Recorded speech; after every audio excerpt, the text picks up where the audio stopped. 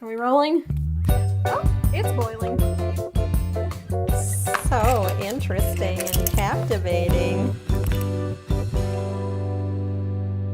Hello, my name is Emily from Feelin Whisky, and today I'm going to teach you how to make a gingerbread layer cake with sugared cranberries and cream cheese frosting. It is perfect for the holidays. The sugared cranberries look like they are covered in snow, and it is going to be the perfect festive dessert for your family get-together. So let's go. I'm going to start with a cup of fresh cranberries, and we're going to make a little simple syrup over on the stove. Step 1, pot of the cooking variety. Step 2, sugar. So a simple syrup is really very easy to make. It's just 1 part sugar to 1 part water. You cook it over the stove until the sugar dissolves, and that's it. Oh my God.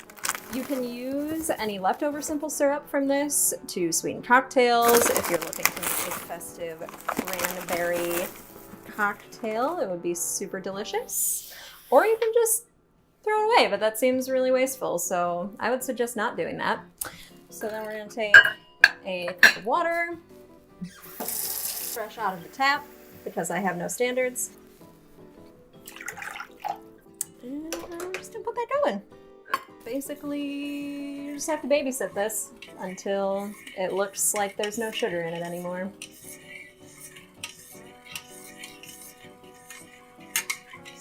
While you're doing this, you can preheat your oven because we are also baking a cake. The sugar is now dissolved, so I'm gonna click off the heat and add in my cranberries.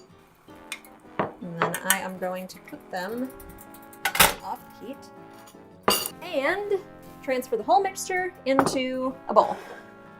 Heat safe, not plastic. Don't melt your bowls. I'm just gonna cover this, put it in the fridge overnight. Just kidding, I already have some done, because that's the magic of television.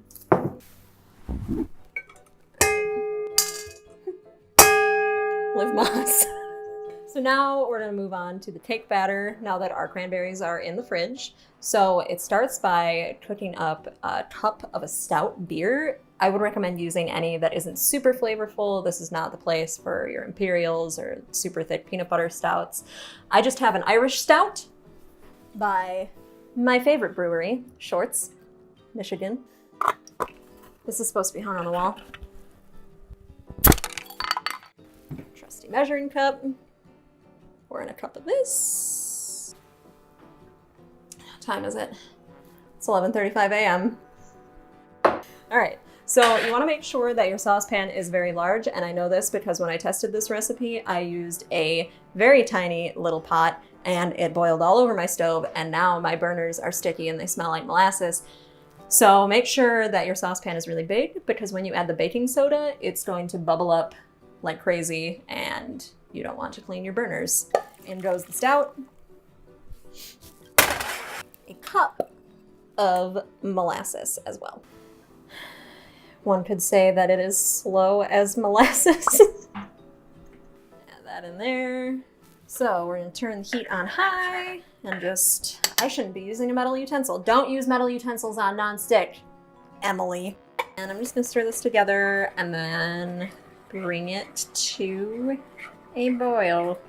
And then we're going to whisk in our baking soda and watch the science happen. Fun tip, don't ever use the baking soda that you put in your fridge, because I've heard of people that do that and it will taste like the inside of your fridge. So always have a separate baking soda for deodorizing your fridge and for cooking with. So once it has come to a boil, we're going to stir in half a teaspoon of baking soda. And it's gonna foam a lot. And it's gonna scare you, but don't be scared, it's gonna be okay. Don't freak out. Soup's on. So I'm gonna remove this from the heat and let it cool. It will calm down, and you want it to be fully cooled before we put it in our cake batter. I'm gonna take 3/4 of a cup of vegetable oil to 1 cup of each of these. And I know it seems like a lot, but it's cake, so just do it, okay. If you don't have a stand mixer, you can do this in a regular bowl with a regular whisk, and it will be fine. 3/4 cup of vegetable oil or canola oil. You can use grapeseed too, but I don't know if it will taste good. So if you use it and it tastes bad, it's not my fault. And then a cup of granulated sugar. I'm standing on tiptoe right now, can you tell? And gee whiz, I sure hope I have enough brown sugar.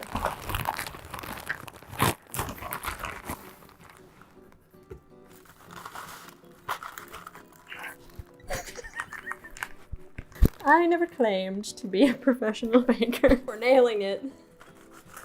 It's good shit. If you get a little on your counter, that's fine. So for this part, I'm going to use the whisk attachment. If you are using your hands, you can also use the whisk that attaches to your hand. But I'm not. So I'm just gonna whisk these together.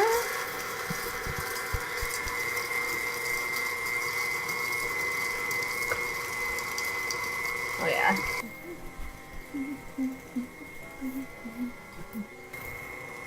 A lot of cake making is waiting. That's why it's very zen. Alone, with a beer, and your thoughts. All right, this is gonna be a rustic cake. It's not gonna be bakery quality, okay? This is a cake that is gonna look cute enough to serve your mom or dad or yourself alone. Happy holidays. I forgot to prepare the cake pan, but that's okay, we still have time. So what you're gonna do is you're going to cut out a round of parchment paper to go on the bottom, but we're going to butter and flour this baking dish, and then we're gonna put the parchment paper on the bottom so that it doesn't stick and it'll just pop out really nicely when we're done. There is probably a more professional way to do this, but I do not know how. I'm just tracing the cake pan. I realized that I forgot my regular scissors at home. I'm just trying to cut these out with these tiny scissors that I used to trim my eyebrows. Is that gross? If you do this and you are serving this to human people, do not tell them that you used your eyebrow scissors to cut out the parchment paper. So I'm just gonna butter this and flour it and then throw this in the bottom, and then we will resume making our batter. Get up in there. Make sure you really get the sides because that's where it's really gonna need it. Otherwise you're going to end up with a sticky mess on your hands, and that will be sad. And then for this recipe, I am using whole wheat pastry flour. I just find that it works pretty much the same as all-purpose flour, and I don't know. Who am I kidding? I'm trying to add nutritional value to a cake that has 2 cups of sugar in it, but sprinkle it all in my pan. And then over the sink, because this is very messy, I'm just gonna pat it around so it sticks to the butter and tap out all the excess.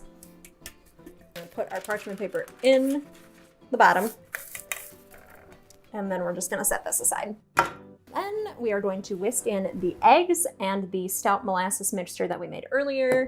That is now cool and ready to go, like me.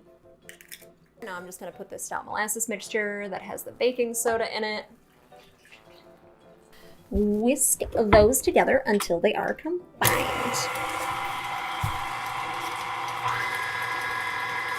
Now we are going to sift in the dry mixture. When I am measuring my flour, I always scoop it and level it so as not to use too much. That is a really good way. Oh, geez. That's a really good way to end up with a really dense cake, which we do not want. So I scoop it over a bowl, and I use the back of the spoon to level it off. And we're using 2 cups of whole wheat pastry flour. You could also use all-purpose flour if you would like. You might be like, Emily, scooping and leveling seems like a huge pain in the ass. And I'm gonna be like, yes, it is, but do you want good cake or no? Do as I command. It's really hard to bake cakes when your arms have to be up this high. To the flour in our sifter, we are going to add 1.5 teaspoons of baking powder. And all of our spices. So in here I have 2 tablespoons of ground ginger, a teaspoon and a half, actually 2 teaspoons of ground cinnamon because I always add a little extra because it's good. And then 1/4 teaspoon of ground nutmeg, 1/8 teaspoon of cloves, and then a little pinch of cardamom. The pinch of cardamom is optional, but I really like the flavor that it brings. I'm gonna add a pinch of salt. I use kosher salt for everything because it's predictable. And we are just gonna sift that in so it gets nice and light. This takes a while. I'm just gonna stir this gently until it is just combined. You never wanna overmix your cake because it overworks the gluten and it will be dense and tough. I'm gonna pour half of this batter into the pan. I don't have a measurement for you. I'm sorry, I'm a bad food blogger, but I'm just gonna eyeball it and hope that they turn out kind of the same height. So, in she goes. And then into the oven she goes for about 26 minutes.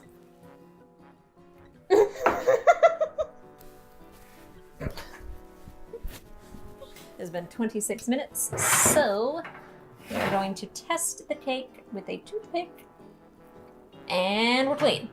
So, I'm gonna pull it out.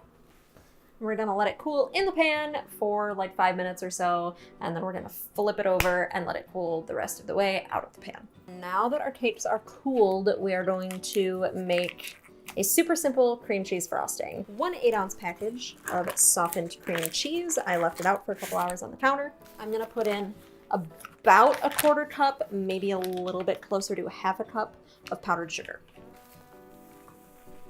About a teaspoon of vanilla extract. And we're good to go. Oh yeah.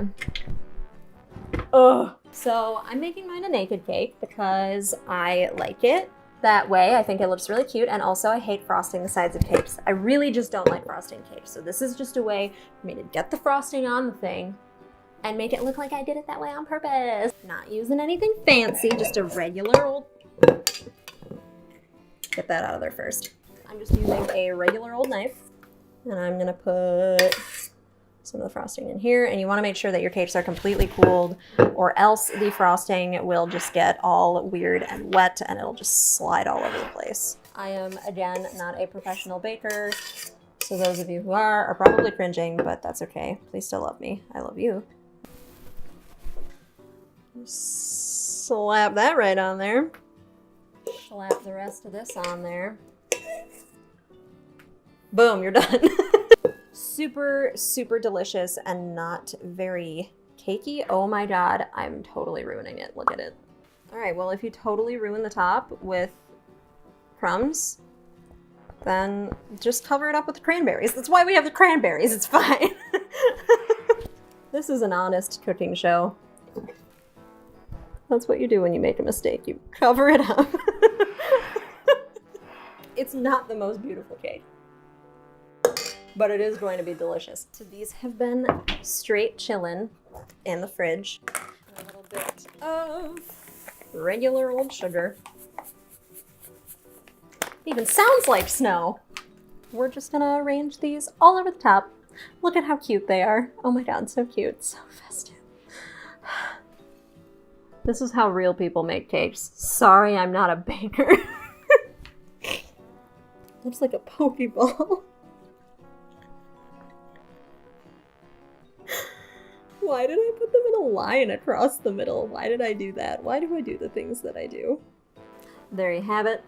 A little gingerbread cake with cream cheese frosting and sugared cranberries. Again, this is a rustic cake. It is not the most beautiful, but it will taste like a chorus of angels. So, like a chorus of angels.